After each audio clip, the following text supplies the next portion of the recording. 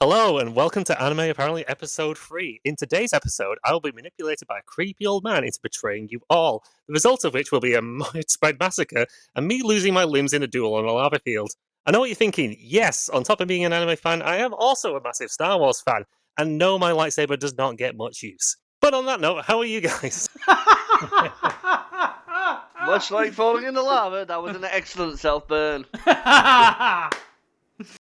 Wow, that's something we've learned about Mizusaru straight away, everybody. More than you wanted to. Be prepared, anyone, and any moment he's going to turn and shout, I hate you, at top note. Oh, we'll see how that goes later in the episode. But, yeah, how is everybody? Well, I'll tell you, most of you already know now, but I've been pretty much dying and dead for the last week. Well, that's nice. Nice that you brought yourself back to life for this, just though. the usual. But no, just a cold and cough and everything awful around that. But yeah, seeing to the better end now, finally. I'm just happy that, near enough that the weather's trying to sort itself out, because my God, am I sick of the weather in this country at the moment. It's either windy or rainy, and it's like, I am absolutely petrified because every time there's a bit of wind, my fence panels fly off. My fence panels are going abroad before I do. It's like insert cliche joke of Katy Perry song. It's hot, it's cold, it's wet, it's yes, and it knows. But blah blah blah.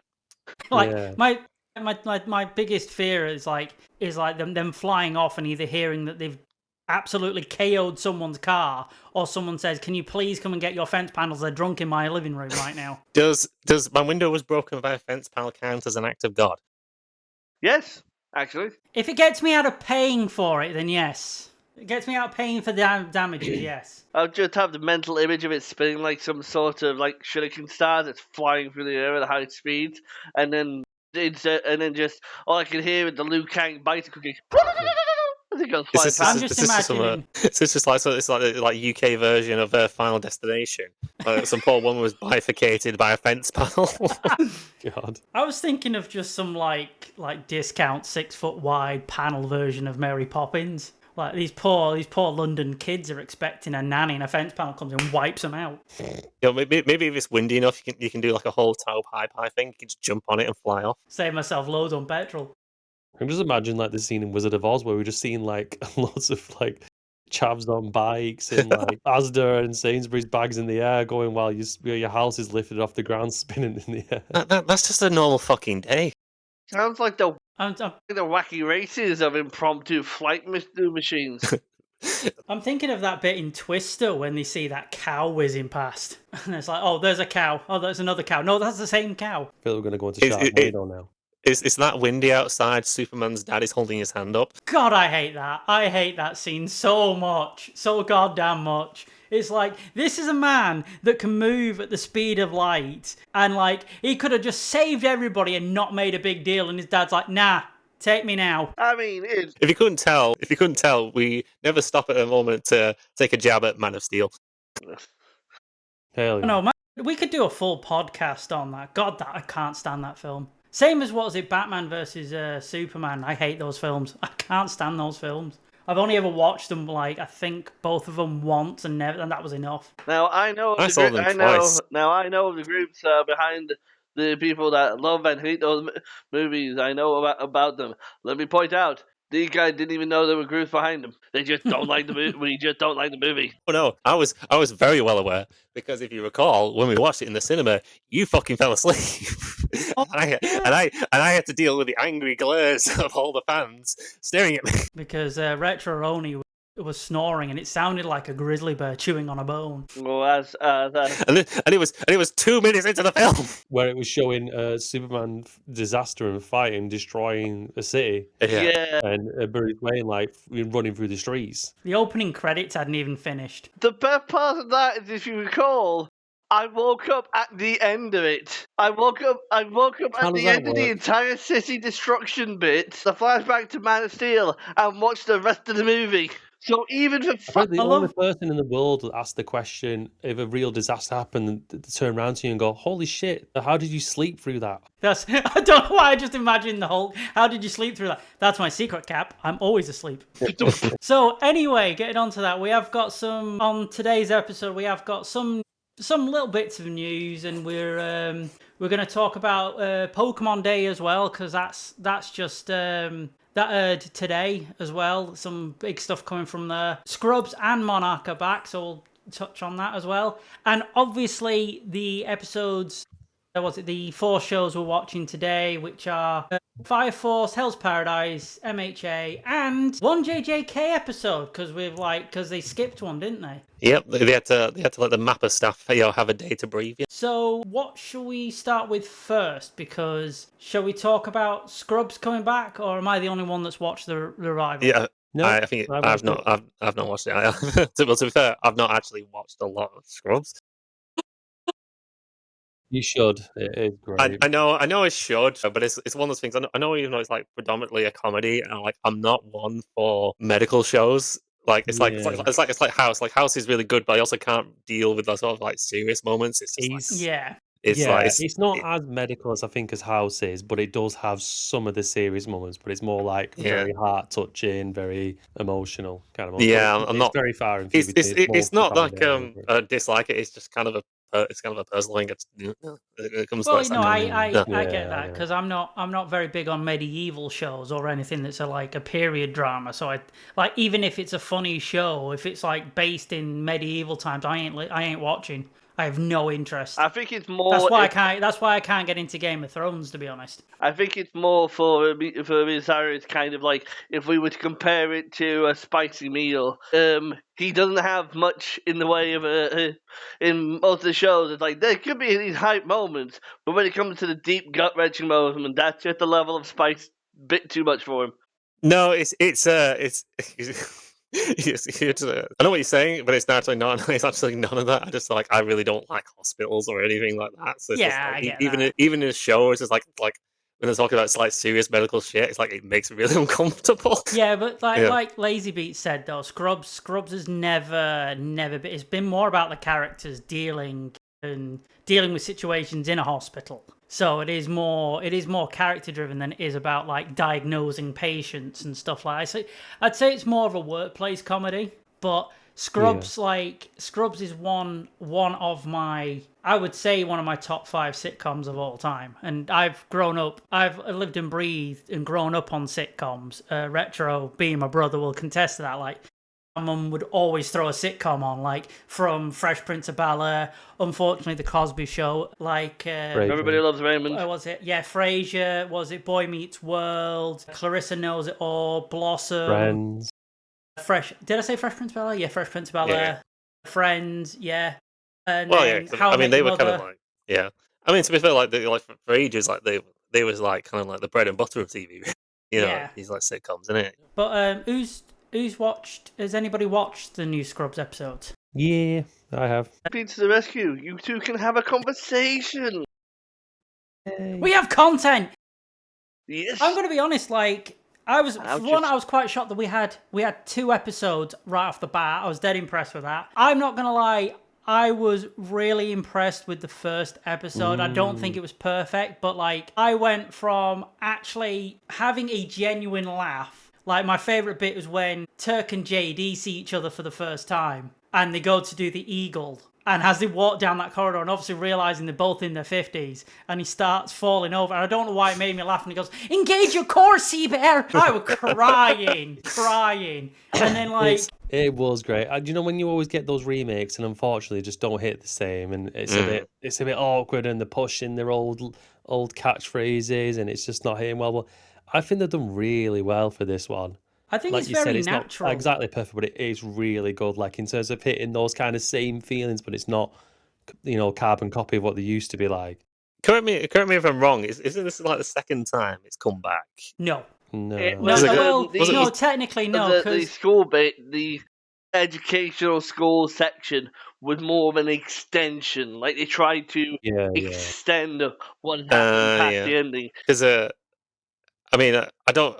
obviously it's been a while, but I don't remember them being particularly well received those last kind of couple of seasons. Well, season 8 is one of the highest rated seasons, but the issue is Bill Lawrence wanted to end the series there, but because it did so well, they pushed him for another one. He was like, all right, I'll do another one, but I'd rather make it a spin-off. I'd rather make it its own thing than, Scrubs season 9. But the studio didn't like that, so it ended up becoming this awful, weird Mash. beast that just He wasn't moved out of Scrubs Sacred anymore. Heart, didn't he? He made it like a college university kind of Yeah. teaching grounds thing, and didn't really. But work it just didn't. Yeah. It just didn't work. And Bill Lawrence has gone on record and said, ignore season 9. Season 9 is not canon. So you go from season 8 to the survival series, which I think's a really good idea, to be honest, because you don't miss anything. I do like some of the characters. Is it like that season of Community? Or is it the Gaslight season? Yes and no. But like I said, I agree with what LazyBeat says. It feels like the old show, but it isn't just repeating what the old show did. I won't get into spoilers just yet. My only issue with these 2 episodes, and it's a nitpick, and it's because I've got my media head on, I'm uncomfortable with the way it's been shot. Yeah, that's a personal thing for me, because I don't like... There seems to be a lot of stuff now in modern media and modern TV shows where everything is like, the depth of field is stupid, and a lot of it looks the same, and there's so many things where it's like, there's a lot of depth of field shots and then a lot of close-ups as well. And for Scrubs, it was kind of uncomfortable for me to watch, because it's like the lighting's changed, it's in HD now. Yeah. Well, sorry, not HD, sorry, 4K. I'm aging myself there. You can see the wrinkles on their faces. Can you just? Yeah. It's weird though, because some of them don't look like they've actually aged that much. Then No. they move, and the illusion, the glamour spell gone. There's some shits where you get some shots where you can probably see, they're definitely in the 50s and stuff now, isn't it?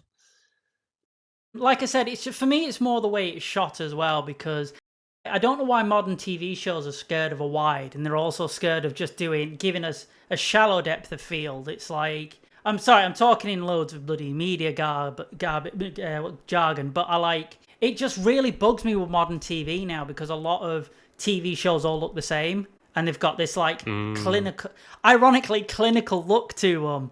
Yeah. But I'm really happy with what Scrubs did, and it still feels like Scrubs. Yeah, I really liked.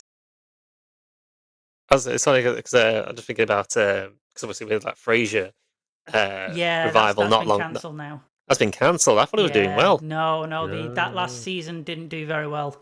Didn't pull enough viewers. How many did they do then? Did they just do the one season, or was it? They did 2. They were planning for a third, but it just didn't. No, just people weren't grabbing onto it. I think a lot of it had to do with Niles and Daphne not being in it. Yeah, I mean, obviously Kelsey Grammer is obviously kind of the heart and soul of it, but it's like you still kind of need the other characters, and especially without his dad as well. It's kind of, again, it's like it's missing some things in it. But I'm gonna go into spoilers now. I'll probably leave a timestamp to skip it if nobody wants spoilers. But I was quite moved by a lot of the first episode, and I was quite shocked, because to see Turk get upset and crying because he's burnt out and he's overwhelmed and losing that positivity, that really got me. I don't know how you felt, Lazy. It's just like me for real. Yeah, because you never see Turk like that, do you? And stuff like. But they've really took a good thought into these characters and see what they would be like in that time span and over that time. And it's like a true look of what it would be like. Yeah, it? I was also the biggest twist for me was because I'd heard through interviews that JD was coming back, and Dr. Cox kind of wanted him to do what he did for him. So I was under the assumption that JD was going to come back as a teaching doctor. But then the twist at the end is, no, you are now Bob Kelso. You are now the chief of medicine. Yeah. Is Dr. Cox still going to be in it then? Or is he just gone Yeah, now? but they're him and Judy Reyes, who plays Carla, they're only doing supporting, guest roles now. They're not going to be, they're not fully in it, which I'm a bit disappointed about, to be honest. Well, yeah, because isn't Dr. Cox one of your favourite Yeah, I absolutely love Dr. Cox. Still, one of my favorite moments is when he's when JD asks him something and he's like, "How should I say no? No, no, nada, no, no." But my favorite, man falling from a cliff. No. I do. Another one of those touching moments though. Where he tells JD like, "Look, I want you to be chief of medical," and then JD, Pantera's like, "Oh God, this is going to be tough," and he turns around and he says, "One thing's for sure, I can't do this all on my own." And then when I also hear like, the theme music, "I can't do this all on my own," I was like, "Oh God, I'm gonna cry." But yeah, when Dr. Cox turns around and calls him one of the best, and he's like, "You're the only one that can do it," I almost sobbed because, like, again, to see Dr. Cox and Turk so vulnerable, because we've never seen them be like that in all 8 seasons, or we got close to that, but like to see Dr. Cox genuinely openly say, "I'm proud of you and I think you are the right choice for this." Honest to God, right in the chest. Right in the chest. Yeah. No, it's brilliant. I think it was really good. Still waiting on the janitor and Bob Kelso though. Still waiting on them too. Are they set to definitely turn up? Yeah, but I think it's going to be the same as with John C. McGinley and Judy Reyes, where they're only going to appear every so often. With the way that you said that, them showing up, I just had this mental image that the first thing for them showing up is the janitor tricking Bob Kelso into pretending to merge into some horrible trash beast and start wandering the whole. I remember when you told me that the janitor was coming back for it, and I felt like, my God, like the actor's 65 now. It's like, I feel sorry for any janitor who's still having to work at 65. Bob Kelso in the show is retired, but how bloody old is he? I think Bob Kelso is like near enough 90.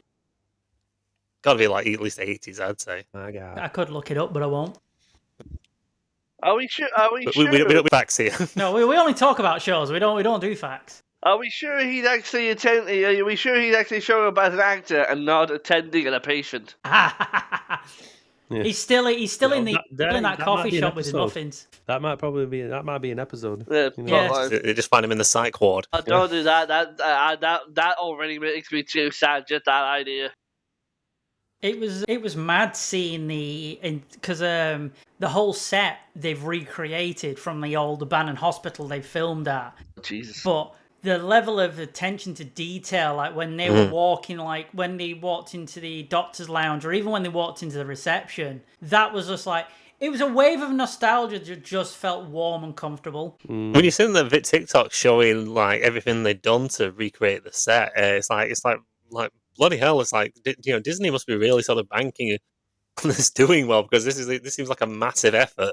Well, I think if it keeps up with how they've done episode 1 and 2, because episode 1 and 2 were great, but I do think it was like they were establishing quite a lot. So I think as long as they keep up the rhythm and the jokes, I think they'll be fine. It's like that with the first season of any sitcom, though, isn't it? It's sort of got to find the ground a bit. I mean, even with the revival of the show, it's like still has the same.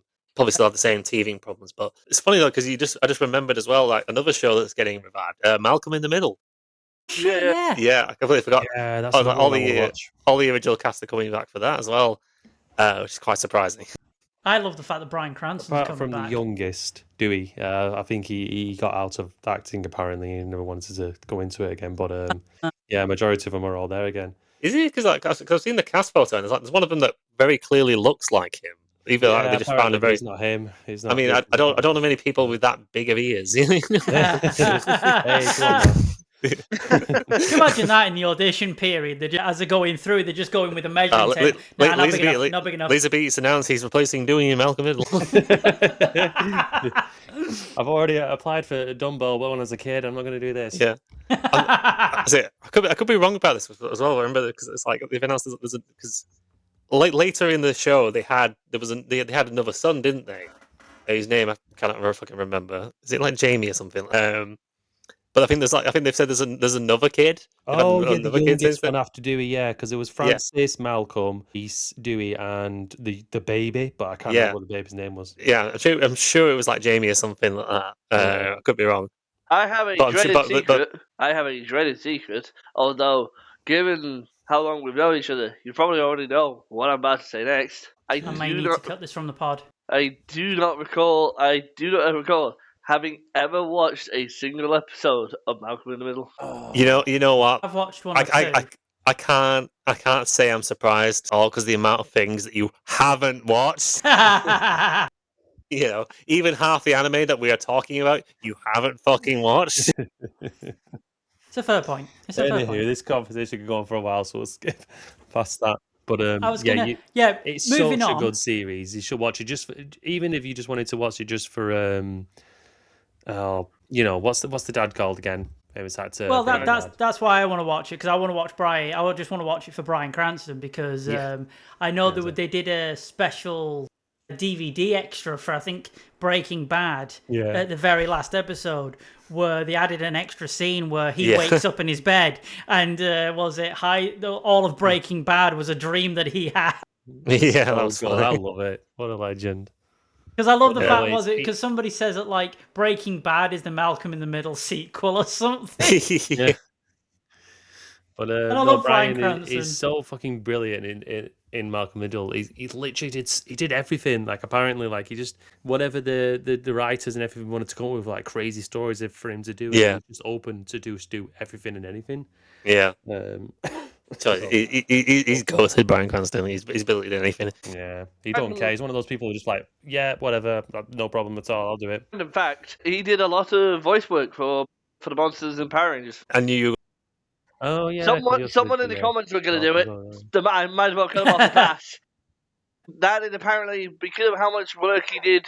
I think either cheaply or freely. That's why Billy Cranston. That is supposed to be, quote unquote, the reason why the Blue Ranger is called Billy Cranston. Supposedly. The more you know. So moving on from that, unless you've got any more to say about Scrubs. Actually, go on to somewhat anime. Well, I was going to say, because I was going to mention about Monarch, but I'm the only one who's watched Monarch Season 2, but I'll just say this first episode of Season 2 is already as good, if not better, than Season 1. Did it involve giant monsters? Does it, heck? Like, they kind of like... Because one of the complaints of Season 1 was the fact there wasn't enough monsters. Then they heard that and were like, okay, we'll give you all the monsters. Every monsters. Everybody's here. You get a monster. You get a kaiju. You get a kaiju. Everybody gets a kaiju. They just needed that Season 1 money in order to accomplish more monsters on screen, because everybody knows the number one complaint on any kind of monster movie is there's not enough monsters on screen. Yeah. It's like the first Godzilla film was like you only see Godzilla for like 5 minutes. Well, yeah. To be fair, that was a bit frustrating when you've got like, I don't know how you hide like a 300-foot kaiju behind a building, but they did it. It's just a convenient amount of smoke. Teasing all the way through that fucking film is so annoying. Yeah. And then they did King of the Monsters. Then they did King of the Monsters. And now they're like, oh, we see too much kaiju. It's like, pick one. Friggin' that moment you realize, hey, I know what it's like to be in a cuck chair because of 2014. Yeah. It wasn't the cuck chair, it was the cuck IMAX. Why did I picture Anguirus sitting in the cuck chair? Why was that my go-to? Because the poor man was one of the first monsters in Godzilla fights, and yet does not get as much credit as he fucking deserves. Shows up once or twice in the rest of the series, and he's just like, I'm the punching bag. I'm the punching bag. Come kick my kidneys out. Shall we move on to Pokemon Day? Yes. Yeah. Probably. From Kaiju big to Kaiju small. To Kaiju cute. Kaiju? That doesn't work. Hey, so, as everyone will probably know by the time this episode comes out, the new Pokemon games have been announced. Pokemon Wind and Waves. Yes. I'm done with Wind. Please, I don't want no more Wind. I think I made this joke before, but there's a Pokemon shaped like a fence panel. It's yours. Yeah, it'll be a flying type Pokemon, and it'll have it'll be like Wimpod. So as soon as any slight damage comes to it, it just flies the fuck off. Yeah, somehow with Whirlwind it doesn't move. Yeah. Yeah, it only knows Tailwind and Whirlwind. And you'll find it crashing in somebody's living room.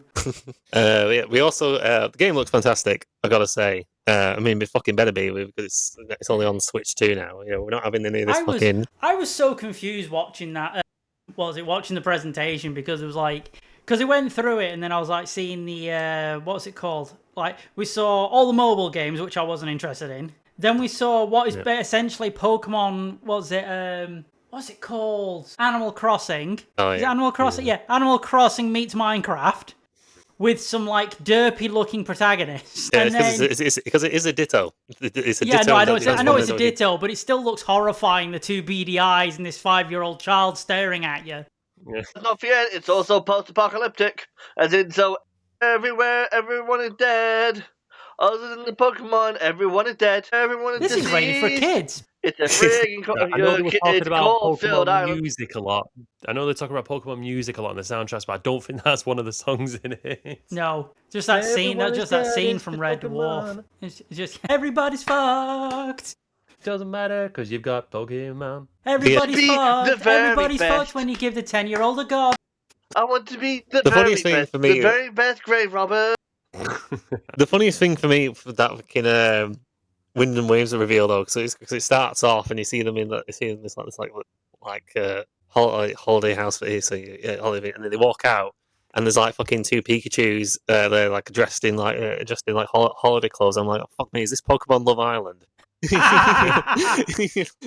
hottie has entered the villa. Because somehow the fucking Pikachu's are tanned. Yeah. Oh god, no. Like, Somehow the Pikachu's are from Essex. is it? I already know I'm fucking, doing a Love Island edit now on this. It's got the fucking. It's got lip fillers and everything. It's got BB.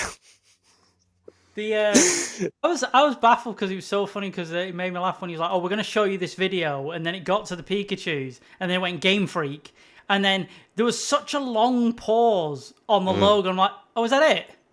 Is that it? We've just seen Love Island Pikachu's, and that's it. That's the end." God, I was honestly like shitting bricks, thinking like, "Fuck me," this because everyone was saying Gen 10's getting announced, Gen 10's getting announced, Gen 10's getting announced. I'm like, if it's not fucking that, if it's not this, and it's just some other bullshit, I spin-off. honest to God thought it was just going to be like, guess what? A new season of Pokemon Concierge. It's just like, oh god. But no, but like, mobile but game. so they did the long ass like Game Freak logo, and then it just kicks in, and you see all these like all this sweeping water and IGN starting to like lose their shit, all these gorgeous islands, all this gorgeous stuff, and I'm thinking, oh my god, I can't wait to see this crash on the system. I can't wait for this to not render whatsoever.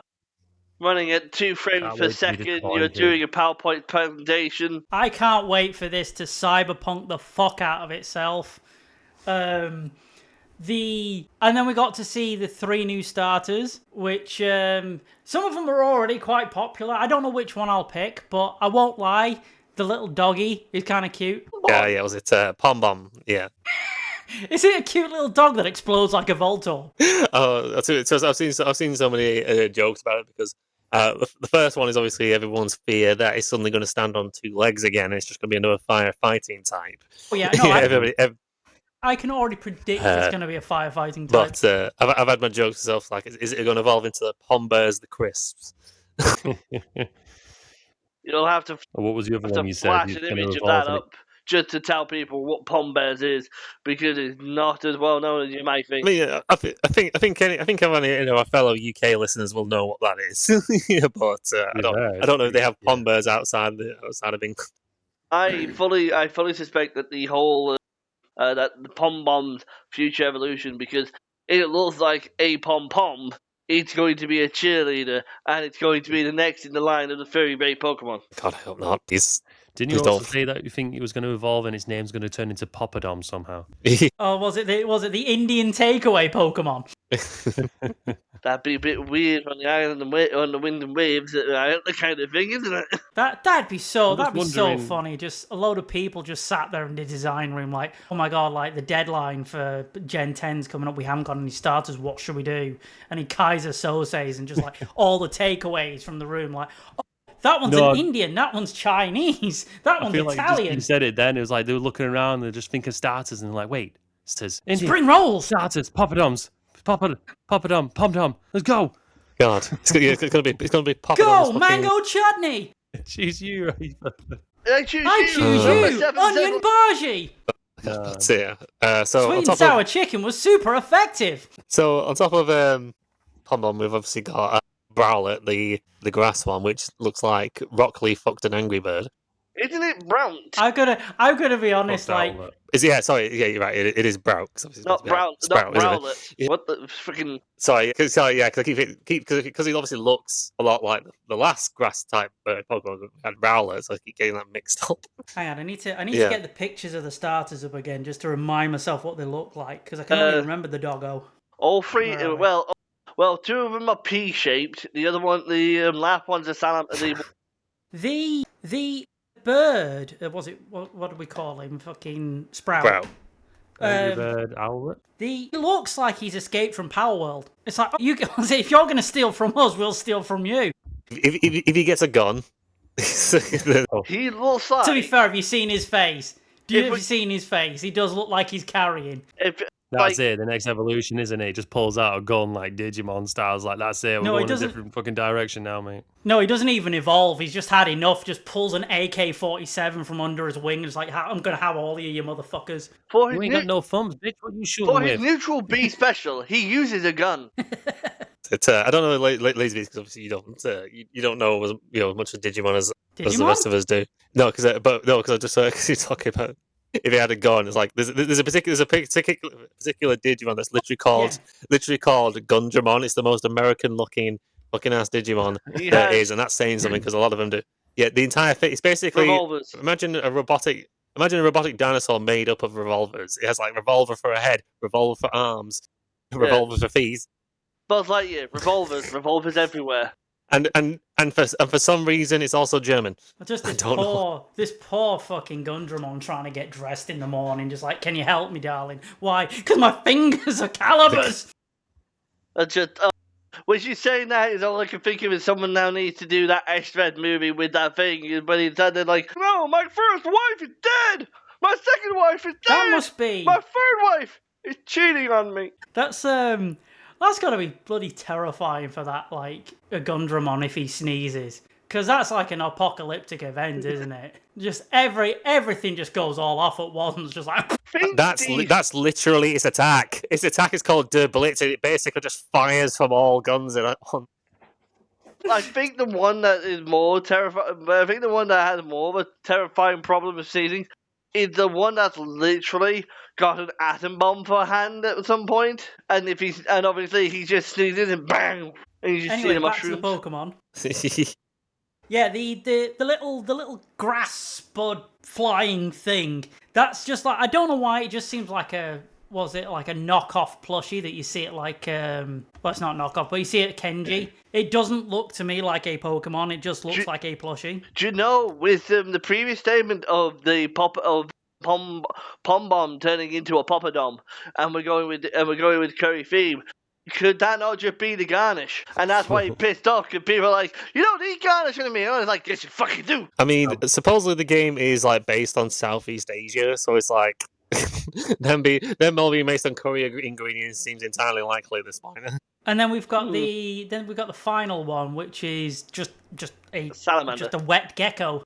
Gekwa, I think it's called. It's pronounced. I hope I pronounced that right. It's just a supposed to be wet like gecko. Gecko and Aqua, isn't it? I think Gekwa. I will probably end up going with the wet gecko because every time I am fucking old, and I didn't realize until the bloody presentation started, and realizing I have been playing this game for almost fucking 30 years, and every time I have picked a fire starter from any generation, they have sucked massive dick. The only one that has actually hasn't been next to complete shite was the crocodile one, Skeledirge. He's the only one. Which was literally the last one. Yeah, which is literally the last one.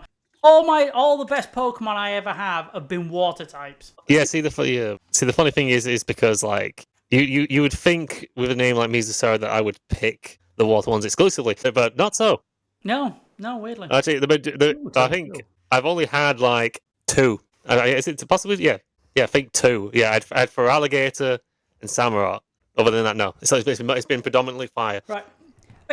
Quick fire round, and then we'll move on to the next thing, because I've just realized, I just remembered, and I do apologize. We've got a sneaky little game to play as well before we get into the anime. Quickly, what do we? Because to be honest, I don't like picking the starter Pokemon until I see what they evolve into. I know it sounds like I'm like, oh, I need to see what I'm investing into before before I dive in. What do we reckon the typings will be for their final evolutions? Because What are the I future think projections looking like? I need to know what the plan is We, in terms of my investment. funny enough, me and Laserbeast were actually just talking about this because I'm hoping they actually have a second type, because I think it's boring as shit when they are just like pure Yeah. grass, pure fire, pure water. It's like, no, they need an edge, they need something, they need a little je ne sais quoi. Look at you getting fancy. Like the grass one, like I'm hoping it is grass flying, because we haven't had. I think we've only ever had that once before with. I think it was with Tropius in Ruby and Sapphire. So grass and flying would be interesting. Fire, I'm hoping it's like fire and ground or fire and rock or something. I I can't think really fire think. and ground would be interesting. Fire and I ground. don't know how that's going to quite fit thematically with it, but Fire it and just. fairy as well, didn't you? Yeah, I said fire. Yeah, because it ends up still being sort of cutesy. Fire and fairy seems like it could also. I said bring a new type, just make it fire and dog. Like make Fire dog a and new Fire and type. dog. Well, that would just be fire and normal as well, which Yeah. we haven't had for a starter, but we did have with Pyro. But I just love how Lazy Beats is like, their typing should be what they look like. yeah, So like Keflink's like, you are stealing keys. I just would Hey, love the you idea. don't want my main opinion on Pokemon. I would just love the idea of Pombon just fucking just. In evolution, is his face doesn't change; he just gets more and more ridiculously bigger. I was thinking Yeah. that because I'd love it to keep like it turns into this big like what was it Cerberus like dog, but it's still got that dopey look on its Yeah. face. actually, I'm with Retro. I think it should just get bigger and bigger, and it's just like that scene in Scary Movie 3 where the officer's sheriff's hat just gets bigger and bigger, and they're always acting like nothing. Yeah, We just Yeah. have We just want building. the dogs first to just get bigger and bigger and bigger. You get You a know what's building funny? 'Cause I side just thing with a small dot face, ball of fur. two little You eyes make in the it- middle, just like You Dynamax it, and it's just nothing else changes. It just gets bigger. The face is still the same size. Just this tiny. just thinking though, because like you're saying, like, oh, if the bomb part of it is quite literal, it just becomes Katsuki Bakugo. yeah. Oh, if Just I remember do decide to go with that, that's what I'm calling it. I'm calling it Yeah. Kachan. The water one, I'm thinking, because I mean, we had like water and dark and stuff before, obviously like Greninja and stuff like that.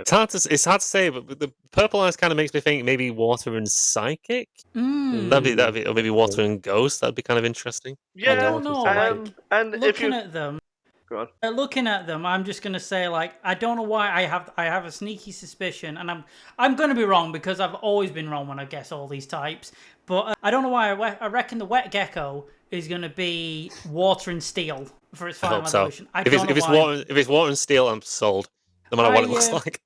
I think Doofy Dog is going to basically just be, I think, like fire and ground, or because they're so original, it's going to be fire and fighting because they love their firefighting types. I think Derpy Bird is going to be type. I'm kind of like disinclined to agree, because obviously we had Chesnaught, which was grass and fighting. Granted, that was like 4 generations ago, but because obviously he's in Legend ZA, it's like no. Also, they had like Hisuian Rowlet, which like Hisuian Decidueye. That was grass and fighting. So again, I feel like that's kind of too recent. Anything with a ghost type, was it pairing? I absolutely love. Yeah, I only like ghost ghost types. types. I only like ghost types pairing because I am a terrible trainer, and when you have a ghost type, no one can hit the fucker, and it's the only way I win matches. Any type that is completely immune to a different type, like fly, like obviously flying can't be hit by ground can't be hit by electric. Yeah. Any one of those types, perfect. Boom. Yeah. Jeez. Do we have any more to say on Gromit, Pokemon, or should we? I will speak about it a bit, but do you remember that video I sent you today about the some kind of like really strict Christian group trying to ban Pokemon yeah. back in the 1990s when it first released. It's so funny. Well, yeah, because it was a video about some guy that reckons that Pokemon was made by the devil and like promotes Satanism. And was like, what made me laugh is because I was literally a couple of seconds into the video and he basically pointed at Poliwhirl's stomach and said like, it's a fertility symbol. Poliwhirl will get you pregnant. It's like, I don't think so. Have you seen the guy? Come on, little pony. I mean, they were all like that in the fucking 90s. All of them were trying like making out like Pokemon was satanic and shit like that. Honestly, they were just. Do you think Poliwhirl was at the Bonnie Blue event? No, he's the reason she called Bonnie Blue. I always thought it was dead funny, the fact that, like, I remember talking about this, like, years and years ago, because I always thought it was funny when we had, like, either Pokemon or, no, it was Yu-Gi-Oh! Cards got censored, and it was like Dark Magician Girl had her cleavage censored because they were worried what it would do to the kids. And I was like, yeah, I think if something was going to traumatize your kids, seeing cleavage on a Yu-Gi-Oh! Card ain't gonna do it. It's like, could you imagine that, like, going down a dark street and there's a guy sharpening a knife, and you're like, oh, how did you get here? I saw some anime titties. My life went down the shitter then. Thinking back as well, like the censoring Dark Magician Girl's chest, but yeah, Digimon is like fully out there. Like speaking about all the atomic nukes and the guns and the bazookas and everything like that. How the hell did Digimon get away with all that? There's literally a Digimon. Which I really like. There's a Digi. You know how they've got the Gunmon, which is basically all guns. They've got a Digimon that's just all tits. Yeah, there's literally 3 Pokemon which are like they're like free gun users. There's like one that's like there's Gundramon. There's one that looks like Dante from Devil May Cry, and they've got BL Starmon, which is like gender bent Beelzemon. But she literally has her entire underboobs out, and it's awesome. Best design ever. No notes. It's Gunarmon apparently. So do we have time to do our little game, or should we just dive into the episodes? I kind of want to do the game since I've gone to the trouble. Yeah. Okay. Time to play the game. Yeah, we'll get the game done. And we'll see how we're racking up. But go for it. Go. So today we're going to be blind ranking the most annoying side characters in anime, or at least the ones that I think are annoying, and you guys have to basically judge me for it. I'm not in anime, but I can already tell that I'm going to be voted number 1. So I've got 10 names here, so I'm gonna list them off at random. And it's from 1 to 6, isn't it? Like we did the couple ones. Seeing as all 3 of you are going to be judging, so I've got all 10 names, and you can just judge them from 1 to 10.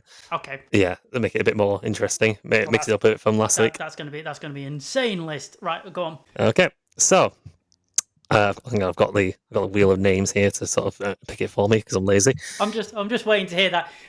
A wheel of name to pick because he's lazy. Right. Instead of a wheel of fortune, it's a wheel of dickheads. I feel like, because again, I want to stress that these are ones that I think are annoying, so I feel like I'm going to get judged for a lot of these. First one is Aoyama from My Hero Academia, the annoying little French kid.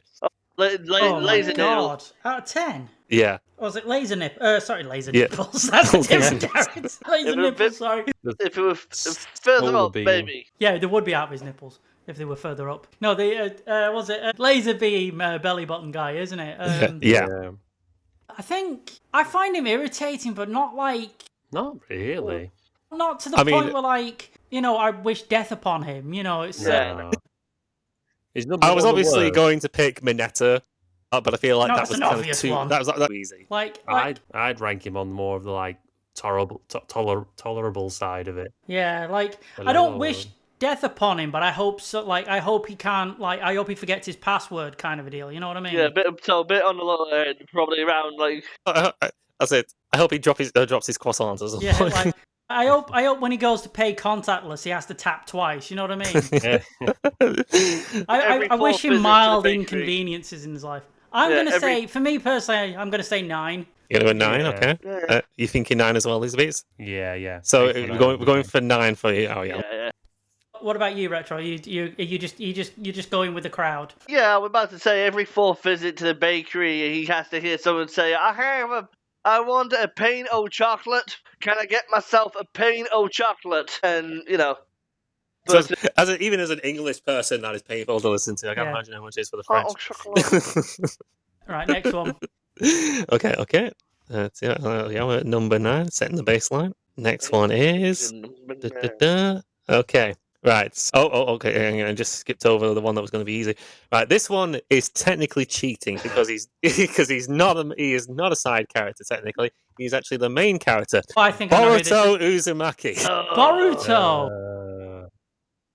I'm sorry. Like in part 1 of Boruto, and in the anime, he is an annoying little shit. Like I need you to bring up if you do a clip for this.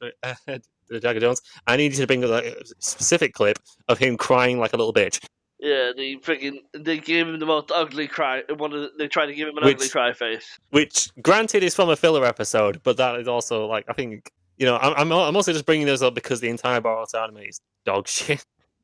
You see, I never read or watched Boruto. I'm the same. So I think like. That must be how irritating and how annoying he is the fact that I've not even ventured into the series. I myself, having read the manga and seen some of the clips, I would definitely find it reasonable to put him in 4, 5, or 6. Damn, that's saying a lot. Seeing as you haven't watched the anime, I have.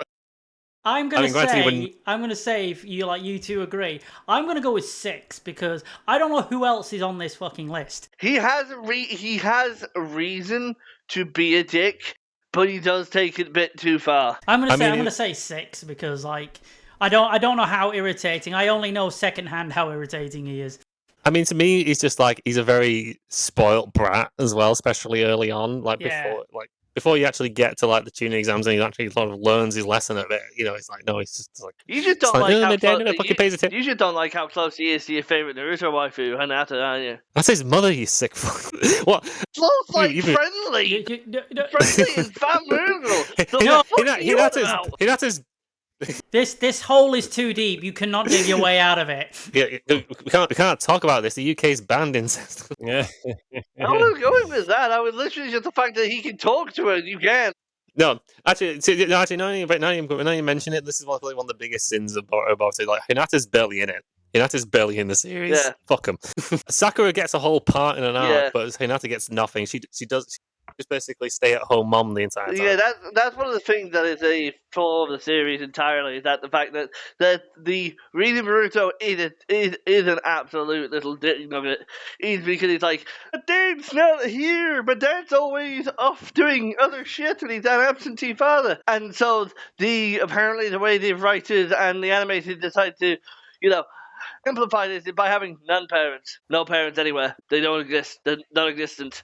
Both of them are gone. It's like anime rule number 2 or something, isn't it? Like they just never really focus on the parents at all. No, parents they're like Disney parents. Like they're either dead or they don't exist. Yeah, but I know. But like in the Naruto series, probably the parents aren't around because they're all fucking dead.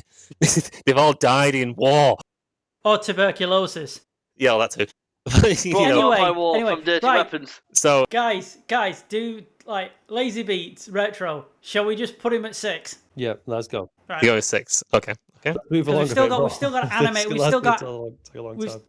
still got our 4 shows to talk about. Like, let's go. Okay, this one is gonna be interesting. Cone from Bleach. Who? The little the fucking bear. Yeah, the one that's got like it's got like a mod soul in it, so it's like semi-sentient sort of thing. I can't. It's a massive lecherous pervert. He's a filler character as well, isn't he? No, he's a proper character. Is he a proper character? He's a proper character. It's just several fillers explore his side of things a bit more. But I'm gonna say 5 because I do find him. I never liked him in the show, but then again, like I'm not that big a fan of Bleach. I'd say he's more annoying than Boruto personally. I would say he's more annoying. That's the difference. Is like I would have put him down as I would put him down somewhere like a 7. But I know how much he drives Mizusaru up the wall and across the ceiling, so I definitely feel comfortable putting him at 5. Should we say? Lazy Beats, do you agree 5 or do you think higher or lower? Yeah. Lazy Beats didn't even know who he was, so like that kind of. So. I remember. I just don't remember the name. I remember. He annoyed me that much. I forgot his name. At what time in bad camp? So you guys thinking 5? Yeah. Move on. Let's see who we got next. Right. Hope I'm not butchering this because seeing as I have unfortunately watched the show, was it Humare from Togananki, the pink-haired girl? Oh my fucking Christ! Jesus. Oh my God, this is somebody I do wish death upon. Fucking Christ Almighty! 4. When he Only throws, that fucking Wow. saw blade, like I had so much hope, I had so much like joy in my heart that she was gonna get split in two, and no, Giggity. yeah, and no, she was saved last minute by protagonist syndrome. So The protagonist syndrome would be higher. I'd put the protagonist syndrome at 2, but her at 4 because she herself is wildly annoying, but not the entire. But like in a series of just a annoyances, whiny she is the least bitch. egregious. she just whines so much, man. Oh my God. It's because she's a walking vineyard.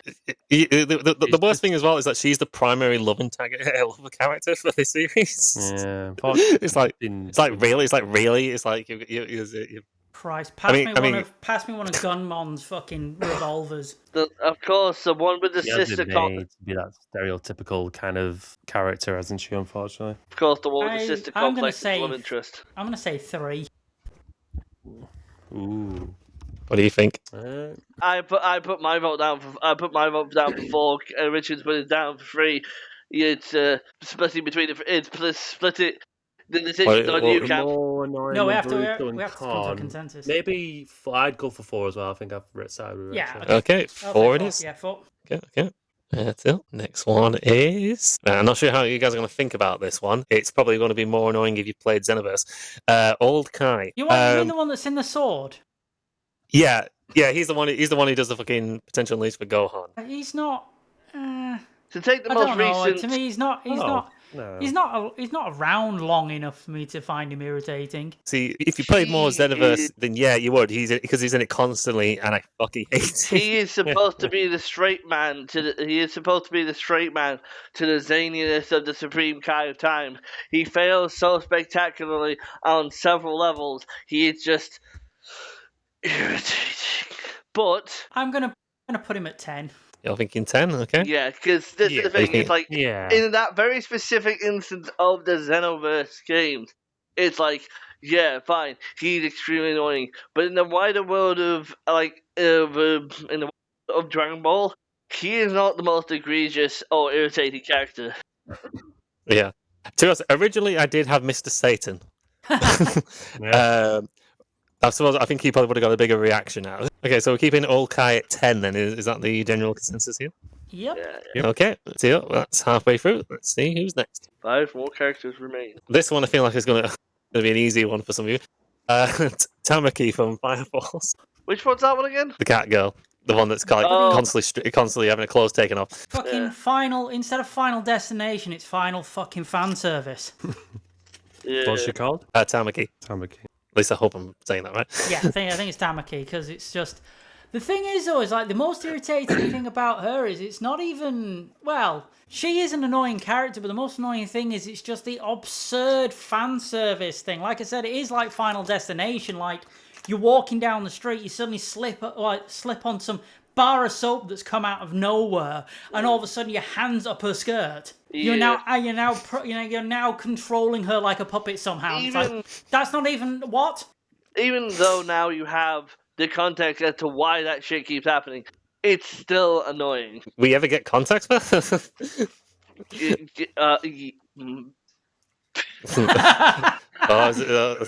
one of the things you can't say. Wait, the Lazy Beats, you've not. bit that you're up to should have given you context for why.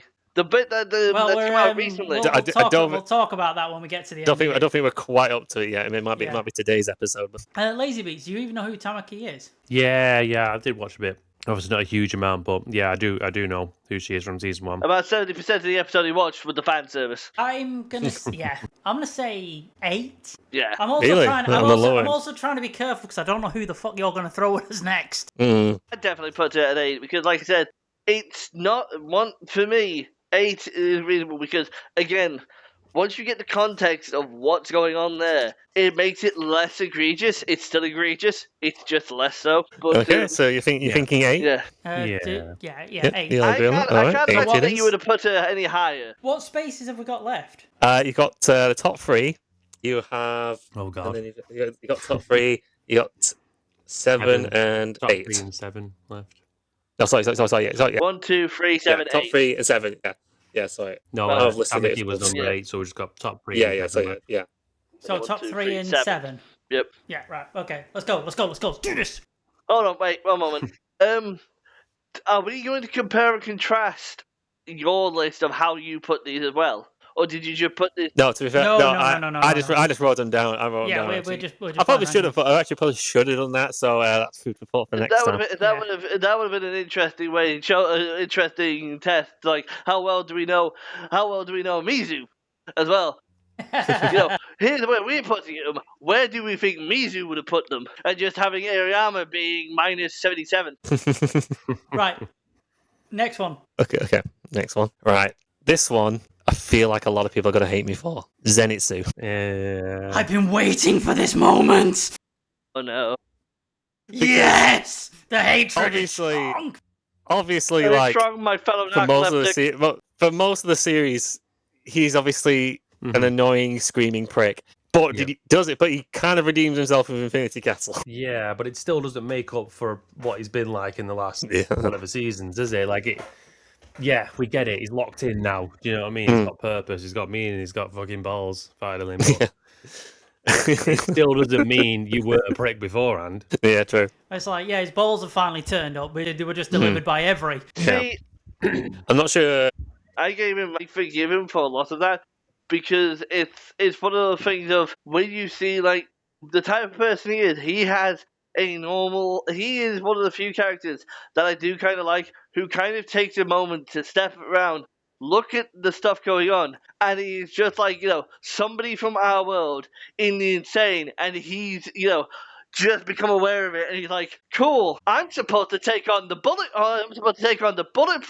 Spider Clan with nothing but an oversized kitchen knife, and all I can do is breathe intensely at him. Awesome. Yeah, I mean, I kind of see what you're saying there, because a lot of Zenitsu does have a lot of fans, and I suppose like in a way he's the only one acting realistically towards these demons. Yeah. Like while he's not as irritating, he gives me the same sort of energy as Roxas from Kingdom Hearts, who straight up turns around at several points in the entire series and just goes, "What the fuck is going on?" I know Zenitsu has loads of fans, and I am willing to piss every fucking single one of them off. Because I do not like Zenitsu. I have not liked him from the very fucking start.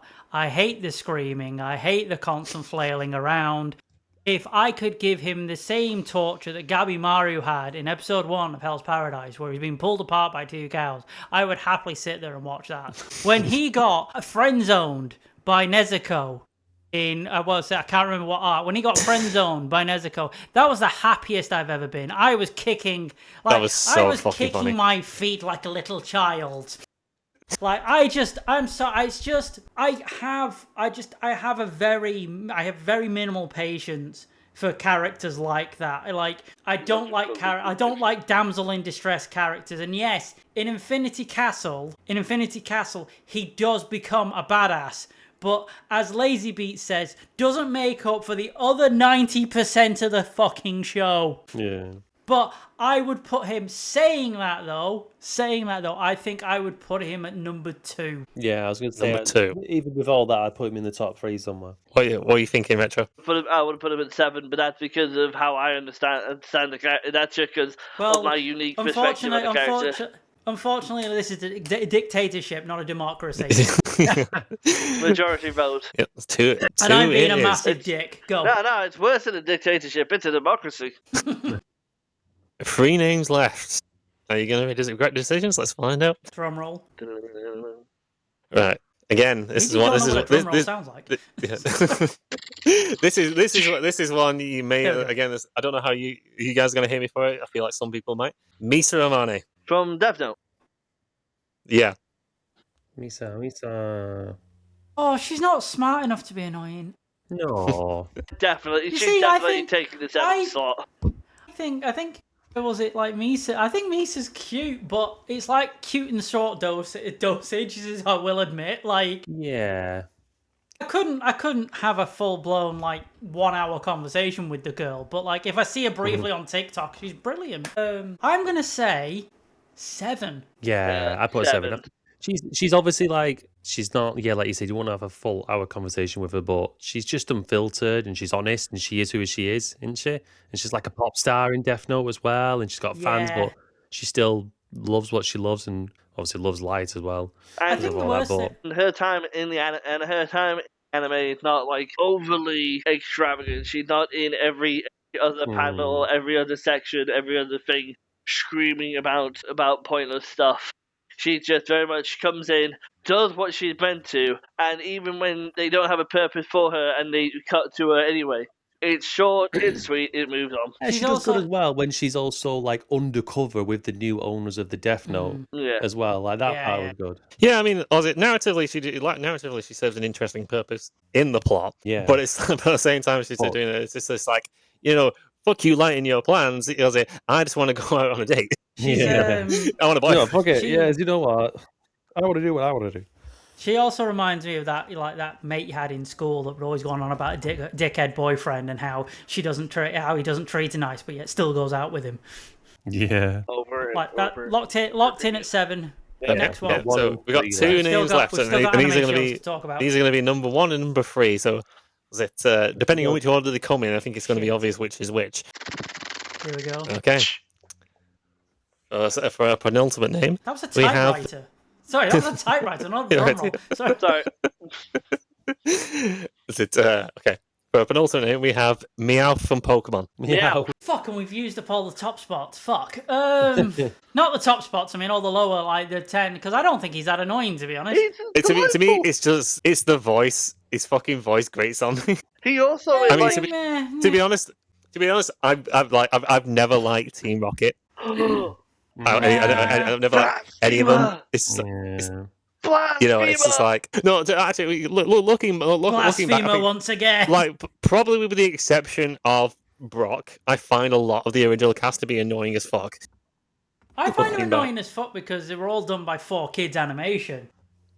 Well, My version, favorite. yeah. My favorite still is when fucking Brock's holding up those rice balls and goes, "Look at these jelly donuts." I And turned even my as a kid, I'm frying like, pan that's not a into donut. frying pan. Yeah. Have you seen that where I think there's like some Japanese food is rolling down the hill and 4 kids change it to a baguette falling down, Oh, but it's not even convincingly done. It's like was it Goro from One Punch Man going down the hill? It's just literally a PNG from Capcom just chasing Ash down the hill.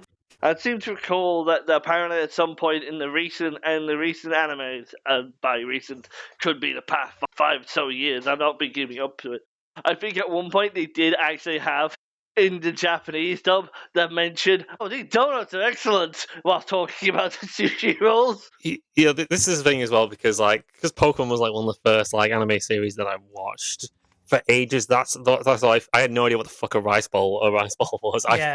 I genuinely thought they were just Japanese fucking donuts. Yeah, it's a good thing I've never actually eaten one. Imagine me biting into this and like, why the fuck does it taste? It tastes like rice.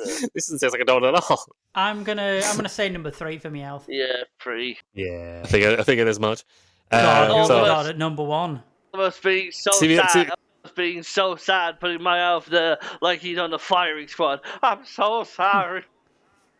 To be honest, it's how this is sort of panned out is funny as shit because the last one would absolutely be number 1 on everybody's list. Hold on. Everybody who knows him knows who this annoying little fucker is.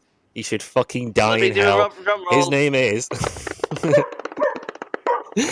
Excalibur. Excalibur. Soul Who Eater's Excalibur.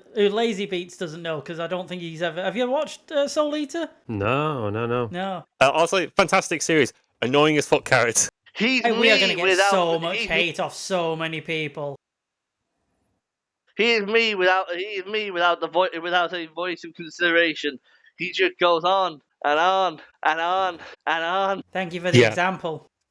He constantly tells like long-winded stories. Interrupts everybody by calling them a fool. That's it.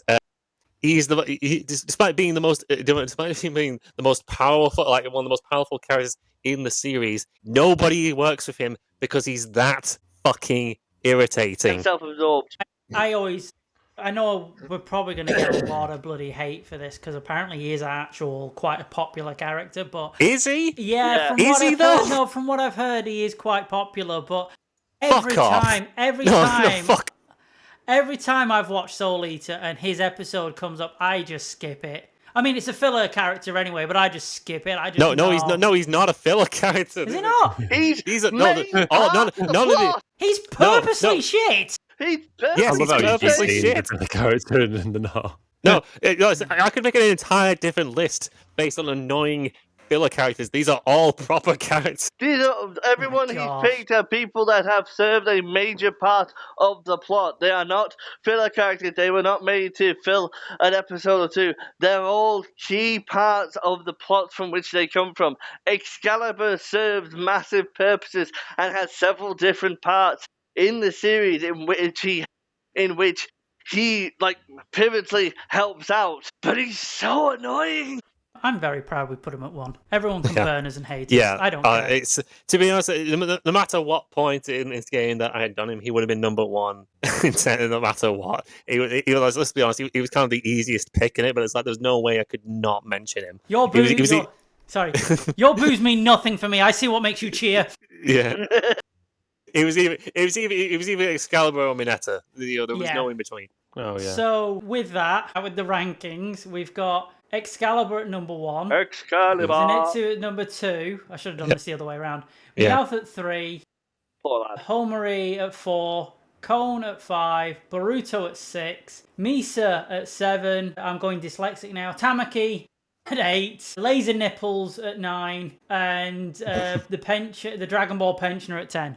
Woo. So, honestly, I think that's a relatively fair list. Yeah, I think that's a fair list. I thought Tamaki would be higher. Nah. I thought your hatred for her would be higher. It's just. To be honest, there's a lot of characters in here I hate more than her. She just irritates the fuck out of me. And again, I also feel like I may have swung it with my future sight. It's just I couldn't give a shit if there's a reason for it. There is no reason for it other than a pervy author. But it's just the fan service that just comes out of nowhere. It's like again, it's like somebody panics and goes, "Oh shit, we haven't put fan service in. Just throw it in here. We've got nowhere to throw it. Just put it here." Tits go. It's a bit like Togen Anki with their boobs. Like, oh my god, there's a bit of plot. Throw tits at it. It's funny. Honestly, I would have thought like it'd be Tamaki and Meowth swap places. Ironically, the two cats. Yeah. So with that, shall we move on to the shows that we're watching? Catch up with them. Well, I feel like these first. I think we'll do like what we have been doing from maybe worst to best, and I think the two, which is hard because actually it's been a good week. I think they've all been pretty decent, but out of all of them, I'm going to say Fire Force is the weakest. Yeah. Funny thing about Fire Force actually, because I don't know if it's the same for you guys on Crunchyroll where I was watching it. I was so confused because when I loaded up to watch the episode. Obviously, they have like a thumbnail, don't they, of like one shot from the episode. It's always just some random. It's always just some random shot. But for somehow, the bit that they chose was fucking Arthur headshotting. Headshotting a child. Which it's just like I didn't know who it was at the time. It just looked like some random girl. So I just looked like oh holy shit, Arthur just fucking headshot somebody. Trying to find my notes because what was it? We've got episode 6 and 7 to talk about. Episode. I think episode 6. I don't think there's much to talk about other than like, as I named it, Gingers versus Bugzilla. Literally nothing else to say about it other than Lisa's a badass character. I love Lisa. Lisa's awesome. Although I was quite shocked because when you see the young Lisa's kid, girl, isn't she? Yeah, a big crush on her. Crushing her throughout the entirety of Fire Force. Yeah, I was there day one. So That's about as shocking as a 2-volt Duracell battery. What was it? The thing is, like, at the end of episode 6, like, the only noteworthy thing I had was, like, when by the way, I love talking about this with Lazy Beats having no actual clue what we're fucking talking about. So funny. Reminder, Does that mean D2, dancing, like dancing in the fields of like Song of Praise or something? Just like no idea what's going on. Yeah, because Jack and Jones and Mizu has watched the anime. I Retro have read the manga, and so know all the events going on in future, past and present when it comes to Fire Force. just to quickly bring up Lazy Beats and the readers up to speed. We're basically kind of in the end game now. Was it the whole great cataclysm that this series has kind of been about is rapidly approaching? So the main characters are basically defending Amaterasu, like the power plant, from the White Clad and their horde of infernals, and it's not going well. Sorry, to get back to what I was saying, is like the kid at the end is about to get taken over by the doppelgangers or whatever it is, and I legitimately thought they'd killed the kid. I was like, holy shit, they've committed. When Giovanni possesses him, and he actually turns into an infernal, and I'm like wow, fuck. I was like, yeah, impressive. I was like, impressive, well done. And then we get into the episode 7. Oh, I completely forgot the guy's name with Giovanni. So I just had the mental thumbnail of Giovanni from Team Rocket beating kid on the back of the head with a caterpie. Possess him. Then we get into like episode 7 where there's like, just basically like you said, it's the end. We're in the end game now and everything's kicking off. I couldn't get over the fact that you've got the guy with the glasses who's got the guns and he's shooting. I cannot say this guy's name. I keep wanting to call him Chevron. Is it Sharon? Sharon. We're going to call him Sharon from now on. Chevron. I think it's Chariot. I think it's supposed to be like Karen. I almost said Karen then. No, Karen. Something like that. We're either going to call him Chevron or Sharon. The Boltman of the River Styx. Karen. He starts like... Oh, yeah. He's shooting away at him, and he's just tanking all the shots, but he just keeps shooting him. And he keeps shooting at him slowly, and it's like, dude, he's not dying. Nothing is happening. The idea is that because he's supposed to have a limit to how much he can actually absorb, so I think it's basically, I'm just going to keep shooting him until this guy dies. But that obviously ends up backfiring. And then it's like, you know why it fails, don't you? He didn't have plus alternate background going. Then what was it? They go into the backstory of Sharon and I don't know the girl's name. I just kept calling her Burger King Crown. oh god! I never thought of that, and now all I could see is that fucking her and that awful meme of the guy on the plane with the Burger King hat. Yeah, which I can't say for reasons. But madam, it's a Wendy's. But they go into the backstory when she was a kid, and of course she has that awful affliction of like her power lets her read everybody's mind, and she can't really control it. So Sharon walks in and he's like, "Oh, calm down, little Burger King kid," and like it's all right. Have your Whopper. Yeah, have your Whopper. That's a different show. Would you like your refreshing with the Chicken Royale, motherfucker? But when he. Have you dry ass chicken nuggets? But basically he turns around and says like, "Oh, I can see that you're in pain. Like, just throw everything that you've got at me." So she punches him and she starts smiling, and it made me laugh because she pulls out a fucking lamp and then just starts twatting him in the face. And it's like, wow, holy shit, you turned this inch into with a steel chair. Like, holy shit, you turned this inch into a full mile, didn't you, darling? And then I thought, wouldn't it be just fucking hilarious is every time it just cuts back, she's just got something bigger every time. Like she goes, it's a chair, it's a refrigerator, it's a car. I just think it's some Dio moments. You just like give a fucking steamroll.